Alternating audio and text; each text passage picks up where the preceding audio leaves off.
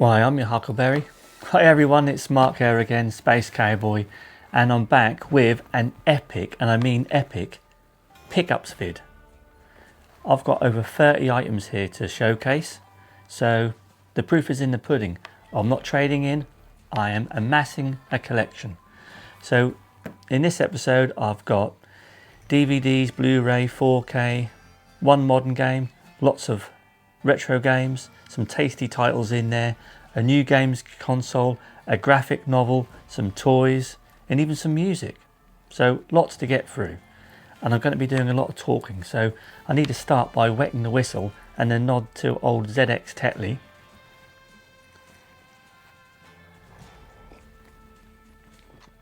Ooh, a cherry mild by Badger.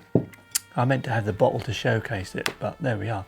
Well, that's nice. Only 4%, which is as well because I'm recording this before midday. So I wouldn't normally drink this early, but needs must. So I'm going to start with Westerns. And I'm aware that I need to do some separate episodes to talk about them in detail.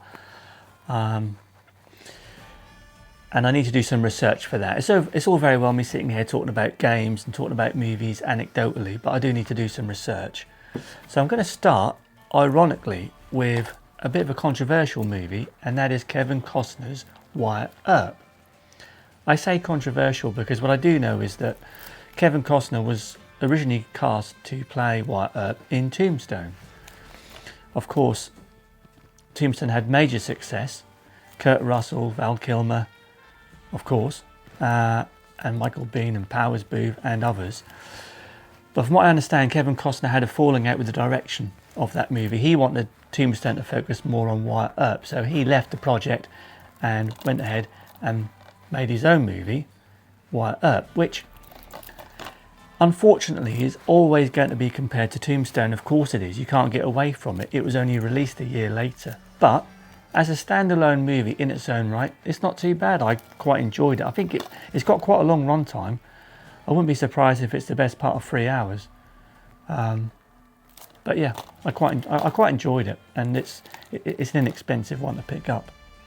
So, oh, and I've got 2 empty shelves here because I thought I should probably start putting things on the shelf. Now, the next one is Villa Rides. Now, I know nothing about this other than the fact it has, of course, I can see Yul Brynner, who I only recently discovered is Russian. I didn't know that. I was interested in Yul Brynner. I watched him recently in both Westworld and The Magnificent Seven. Didn't realise he was Russian. Also in this, apart from Robert Mitchum, is Charles Bronson, who is also of interest to me because I'd only recently discovered him, believe it or not, having watched all the Death Wish movies and of course Once Upon a Time in the West. So I'm looking forward to watching this, and I'll show you the back. You can see it's in black and white. I've got quite a few Westerns in black and white. Sort of ageless really. So yeah, look forward to watching that. The next one again I know nothing about, and that is A Man Without a Star, Kirk Douglas. So I'm noticing that some of these have got numbered spines, so that would suggest there's a bit of a collection to acquire. So another one to look forward to watching. Now this one I don't know anything about, other than it is in fact a Tarantino recommendation. There's a YouTube channel called Just Westerns. I watch that, and it will showcase and preview, forthcoming releases, because there are lots in the pipeline. And one of those episodes was Tarantino's top 10 Westerns, and this was one of them. So I was really chuffed when I saw this secondhand. I can see it's got Randolph Scott in there, who I'm unfamiliar with, but what I do know is he was in a series of Westerns, as was Jimmy Stewart. I need to track more of these down. I think there are box sets, particularly for Randolph Scott. It's not easy to get a hold of, but yeah, so the tall T, and yet again you get the idea that there is some kind of collection to be had here. This is number 62. Got to be careful with these numbered spines, it will start a trend off. So, from a Tarantino recommendation to an Al's Arcade recommendation. So he tells me this is a really good Western. So Al, this is for you. Carry On Cowboy. Oh, I can't believe it. Carry On Cowboy. Sid James is on top form as the Rumpbo Kid. Of course he is. An outlaw who shakes up the sleepy residents of Stodge City. Kenneth Williams plays the puritanical judge. There's a word for you. And Jim Dale, and so on. I can see Charles Hawtrey is dressed as a Native American. Yes, that'll be interesting. So yeah, thanks Al. Carry On Cowboy. Apart from westerns, I'm also into war movies, and I think I've already said before there's 1,500 westerns on Blu-ray.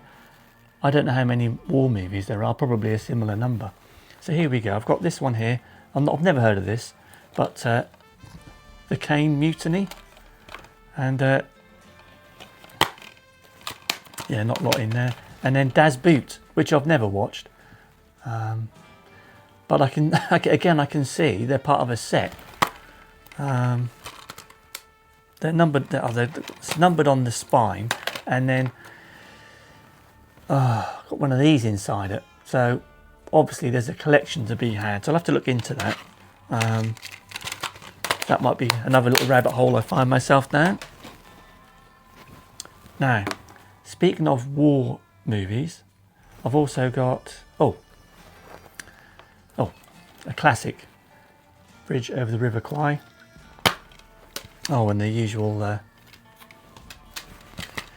Blu-ray and 4K edition. So we'll pop that there.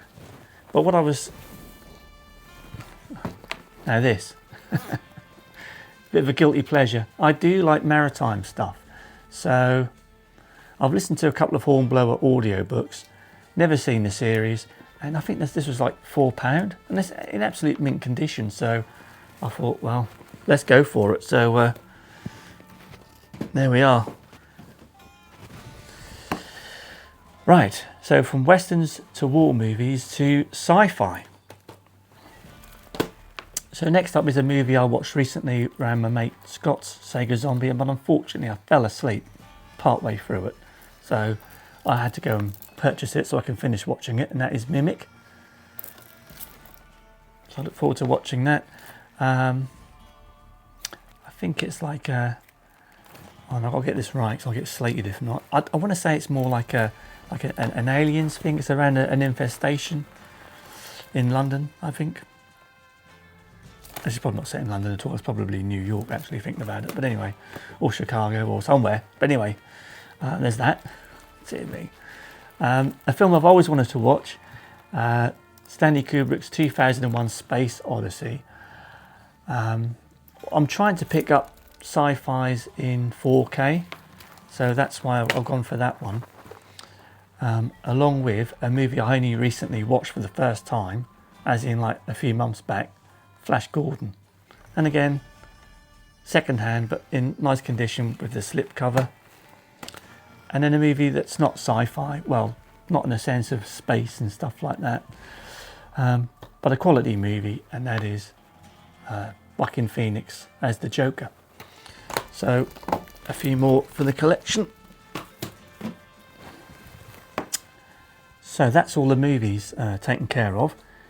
Just going to briefly talk about music and then get into games. So there's a record shop not too far from me, and they obviously sell vinyl and they sell CDs. And I've said before, I'm often on the fence about which to collect. I've got a sort of classic Technics stack system. The stylus could probably do with replacing. I'm ashamed to admit when I moved house I didn't realise there's a clip to stop the thing jumping about, so the thing jumped about when I moved, but it seems to play vinyl all okay. What I found with CDs though, and the slightest scratch and the thing skips. Now that might be because it's a Technics and it's a bit overly sensitive, I don't know, but it's just given me a bit of a nudge to just say to hell with it and just pick up vinyl. Because the thing about vinyl is that I find that when I put it on, I just let it play as the artist intended. I put a CD on, I start chopping and changing CDs and become my own DJ, and then don't achieve whatever it was I was doing in the background. So I like prog rock, so a couple of Muse CDs. The good thing about CDs is these are fairly cheap, and then some bit of classic there from Jean-Michel Jarre, bit of Oxygen. So yeah, so add them to the shelf. But I do think moving forward, I'm going to move to vinyl. When I was in the record shop, I particularly wanted to pick up some Hawkwind. I've got a friend who comes around regularly. He's always bringing Hawkwind, Tangerine Dreams, and all these sort of prog stuff. But yeah, I think I'm going to go with the vinyl, because I have got some Hawkwind, and when I play it on the record player, it just plays effortlessly. There's a nice warm sound, no drama. These CDs, they're here, they're in the car, they get scratched. So I think the purists out there will be pleased to acknowledge that I am going for vinyl. So, cheers Tetley. So, time for some games. So, there is only one I would call a modern game, and that is one of the Cotton games on the Switch. There are several of these. I'm fortunate in that, or count myself lucky that I didn't get dragged into, or drawn into rather, buying all the big box of them, because they're not cheap. In fact, is it Strictly Limited emailed me a couple of days ago saying, you know, that they're getting low on their stock. So I just check it out just out of interest, and they're selling like big box Cotton games for nearly £100. I mean, who the hell is going to pay that for it? So no, I've got lots of space. I don't need to be tied into buying all these big box Cotton games. So that can go, oh, sling that there. Now, I recently picked up, oh, you've just seen the controller. Oh well, here we go then. It's it's a modded Xbox 360. The reason for this is because I wanted to pick up some Japanese shooters that you can't otherwise play. I no longer have a PS4, so there are certain games I'm missing out on. So I went ahead, pulled the trigger, and picked up this 360. Interestingly, it's preloaded. It's got a terabyte hard drive in there, so it's preloaded with lots of games. For those in the know, I know you can tweak it and, you know, upload more games and stuff like that. I may play a few through. I've always wanted to play and been interested in like the BioShock series and stuff like that. So I'll probably give that a whirl. But the fact that the big draw for me is that it's region free, so I can just buy any Xbox 360 game and play it. And of course, my fascination is as with the Japanese shooters. So on that note, we have this. Now I picked this up fairly cheap off eBay, and when I saw it for this price, I thought I cannot pass it up, and that is Ketsui. And what I like about this is, it is sort of what would I call it, a special edition. I'll show you, but you've got the game, which is in excellent condition. But then you get this rather nice, I want to say, is that what they call a lenticular cover? I mean, it's sort of holographic. And inside, I've got soundtracks for Ketsui and Dodonpachi. Now I should know what one that is. I play the game enough. Oh, it's was it DOJ? Yeah, I think it's DOJ. But anyway, so I'm pleased to get those. And Ketsui, for those who don't know, it's a cave bullet hell shooter. Of course it is. And the reason I wanted to pick this up, because if you can't play it yourself with the 360 or the PS4, I don't really count Steam as a platform for playing shooters. I've got a PC, but I don't use it to play those sorts of games on. So I'm pleased to pick that up. So that was one of the reasons why I wanted the 360. The next is a key reason to get a 360, and that is Mushihime-sama Futari. As I understand, this game is console locked to the Xbox 360. It's not been released on any other platform. Fortunately, it is region free, but you do require, of course, a 360 to play it on. The first game, Mushihime-sama, is region locked. This one, Futari, the sequel, isn't. And this is often in people's top 5 shooters, certainly in their top 10s. Okay, put that there. I'll be careful how I slide things across. I'm giving spoilers alert here. So, this game is the real reason I wanted to get an Xbox 360, and in particular one that was modded, because this is a classic game, or games I've not played, and it never got a PAL release. It was only released in Japan or the USA, and that is Raiden Fighters Aces. And the good thing about this is there are 3 Raiden games on here, not just one, not 2, but 3 Raiden games. And I think what we've got there, I was hoping it was a soundtrack. I think it's a DVD, but I can give that a whirl. I've said before, I've got a multi-region 4K player, so, but yeah, Raiden Fighters Aces. This is the reason I wanted to get a 360. And then, usefully, I can play Futari and Ketsui. So I'm pleased with those. So, they're retro games. Now for some proper retro games, it's Japanese Saturn time. So, went to see my friend Scott at the Retro Realm, Sega Zombie, and picked up some Saturn games. I was in there a while, to be fair, as I often am, sort of deliberating what to get. He's got a Facebook group, so I can have an idea of what he's got in there before I drive there. That's part of an hour's drive for me. So I drive there thinking, right, if he's got this, I'll get it. If he's got that, I'll get it. Let's not get in there, as I typically do, gather a load of stuff, put it on the counter, stand there, and ah, put it back, get something else out, put it back. I must do his head in. But he knows I'm a decent customer. I was really tempted. He had some Nintendo 64, because I'm really nostalgic for Wave Race and for Shadows of the Empire, and I've got the CRT and I've got one of those SCART switch boxes, so I can certainly accommodate it. And they were boxed, but I thought no, let's not detract from the fact I'm collecting Japanese Saturn, and let's get that whilst he's got it in. So I start with Fighting Vipers. I'm not sure I've played this before. I think I played Fighters Megamix. So yeah, look forward to giving that a whirl. Then we have Manx TT. Oh, just a fantastic racing game. Really enjoy that. I think you need 4 with the games. I think there's one soundtrack, and I can already hear it in the back of my head. And I know that the minute I start playing it, I won't be able to, stop hearing it. The next one's a bit of a biggie. Actually, I've got a couple of biggies here. So, you'll see from behind me, I think, I've got Metal Slug and Dungeons and Dragons, and they come with the expanded RAM cart. So when I saw, was it Vampire Fighters?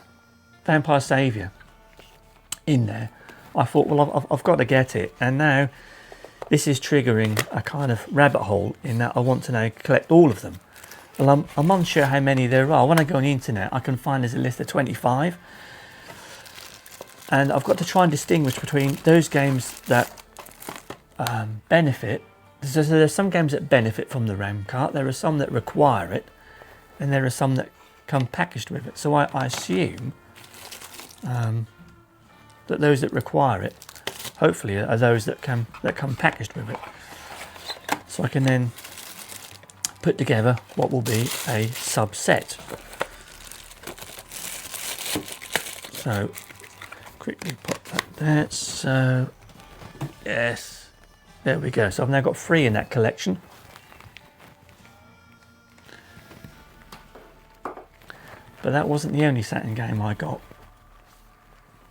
I also picked up the arcade classic Chase HQ. And what a fantastic conversion this is. Prior to this, I'd only enjoyed it on the Spectrum. I'm a Spectrum fan. I had one back in the day. I'm trying to avoid the whole Spectrum Next promotion at the moment, because as much as I'd like one, I'm not sure how often I would play it. But Chase HQ was fantastic on that. I remember getting it at Christmas. That along with Rick Dangerous, Happy Days. And as we can see, in absolute mint condition. I've played it, it runs superbly. Just really pleased to have that. So that is a nice little, relatively big hitter on the old Saturn. So, next up, we have a Dreamcast game. So, I backed a game on Kickstarter. I hadn't done it before, and I opened it before shooting this video. I thought obviously I've got to open it, you know, get the contents out. And I was dreading opening it because I've been toing and froing between whether I collect PAL or Japanese. To this day, I still and ah about which format to collect. In my head, I want to go one way or the other. I don't really want to have a mishmash. And I was collecting PAL Saturn, I was collecting PAL Saturn, but PAL Dreamcast at the time. And I naturally assumed that when I opened this box, it would be the PAL version of the game. When I opened it, I was pleased to find that it wasn't. It was indeed the Japanese version. And I'm so made up because all my Dreamcast games are Japanese. And I was really worried that had it have been a PAL game, then I might have started collecting PAL games. So, yes, so pleased to have that. It's also the t-shirt, which I wasn't expecting, that came with it. So I'm quite pleased with that. I mean, when I got this out of the box, I thought, hell, it's massive. But actually, it's an exact fit, and I wouldn't want it any tighter. And prior to getting that, I was also sent this a couple of months back. So, you know, an authentic card with this in. I mean, hell, right. I mean, this is a card. I mean, hell, good grief. And again, it's promo card number 1. So obviously there's going to be a number 2 and a number 3. And yes, if I'm not careful, I'll end up collecting a load more stuff. Sling all that up there. So that's all the games. So yes, one on the Switch, that's fine. I'm chipping away at the Switch. I've just put another order into Play Asia. So we'll have some more Switch stuff next month. Got the 360, so I can now play my Japanese games, and in particular Raiden Fighters Aces. I'm looking forward to giving that a whirl. Obviously I'm continuing the collection with the Sega Saturn. I've now got 3 of these boxed with the 4 RAM expansion, so I want to add to those. And of course I need to collect movies and westerns in particular. So that's all the games, that's all the movies. Now we've got a few other bits and pieces, and to start with, I've got a graphic novel. Now I'm not really one for graphic novels. Everyone I know rants about Spider-Man, Batman, and all that jazz. Not particularly interested. This is what you call a graphic novel. Yes, 300 beers to try before you die. This is where it's at. You know, Batman and Spider-Man can jog on. Let's have a look. North Cotswold Arctic global warmer. Probably not in the middle of summer. Let's see what we've got here. Bit of Ridley's Old Bob. This is the kind of graphic novel I can get behind, and I'll drink to that.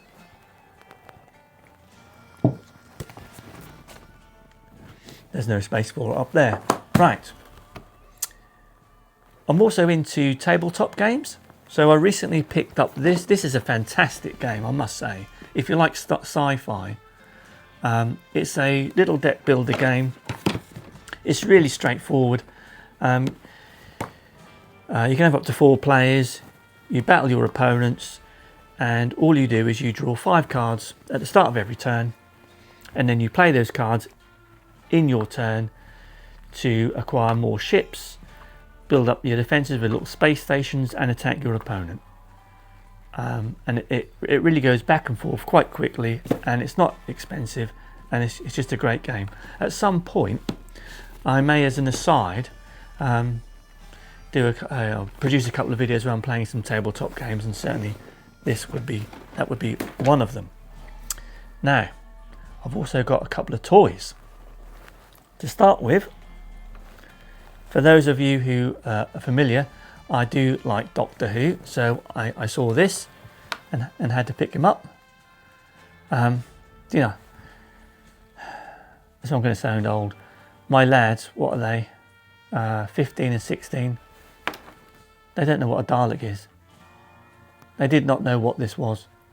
So of course I spent the weekend talking like a Dalek, which I'm not going to do here because I'm not very good at it, but they did not know what a Dalek was.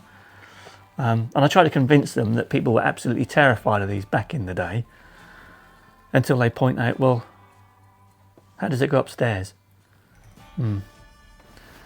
Well, back then people didn't think of that. I think they've sort of morphed since they can sort of fly or hover. So that's that. And then the last pickup is a real nostalgic pickup. And I'm going to start by showing you this photograph. This is me, I don't know, I must have been about 12 or 13 here, because in the groups that I'm in, chatting about retro games and stuff like this and childhood memories, people are often talking about Star Wars figures, He-Man figures, Thundercat figures, all this sort of stuff. I didn't have any of them. I played with toy cars, and in particular, Matchbox toy cars. So there I am there with that garage. And there's a reason I'm showing this. Is because for years I kept thinking I should really try and track that down. I only ever knew it as something called the Builder Set. Thought no more about it. And then I think again, Tetley, he's a bit of an influence, is Mr. Tetley, picking up Matchbox cars. I look at this photo and I think, hang on a minute, this garage has got Matchbox written on it. Well, sure enough, when I look into it, it is indeed Matchbox. So